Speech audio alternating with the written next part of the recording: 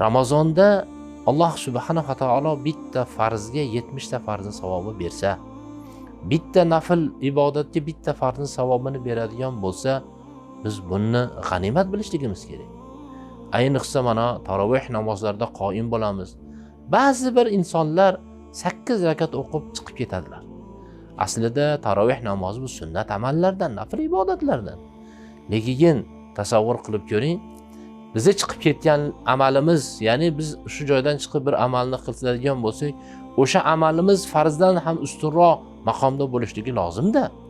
8 rakat farzni savobini olishlik bilan kifoya qilgan bo'lib qolamiz. Vaholanki yana 12 ta farzni savobiga ega bo'ladigan rakatlarni, ibodatlarni tashlab chiqib ketamiz. Biz ishimiz undan ham muhimroq bo'lsa, unda mayli, lekin vaqt bemalol xotirjamlik bilan tashqariga chiqib birovlar bilan ham suhbat bo'lib yoki boshqa ishlar bilan mashg'ul bo'lishligimiz mana shunday bir savobdan bebahra qilib qo'yadi. Ramazonni kechasi ham, kunduzi ham ulkan biz uchun rahmat. Chunki Alloh subhanahu va taolo hadisi quddusiyni birida shunday bayon qilganlarki, kullu amali bani adam lahu illa as-sawm fa innahu li wa ana ajzi bihi.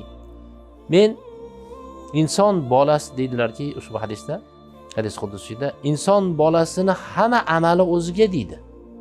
O'qigan namozi ham, qilgan ibodati ham, lekin tutgan ro'zasi men uchundir va unga men ajr mukofot beraman deganlar. Demak, bizni mana bu ro'zamiz orqali shuncha katta bir ajr mukofotlarga ega bo'lar ekanmizmi? Buni g'animat bilmoqligimiz lozim bo'ladi. Unga sa'y harakat qilaylik. Ramazon xonadonimiz mehmoni. Bu mehmonni qadriga yetib, hurmatini joyiga qo'ysak, inshaalloh o'sha kutilgan maqsad hosil bo'ladi. Assalomu alaykum va rahmatullohi va barakatuh.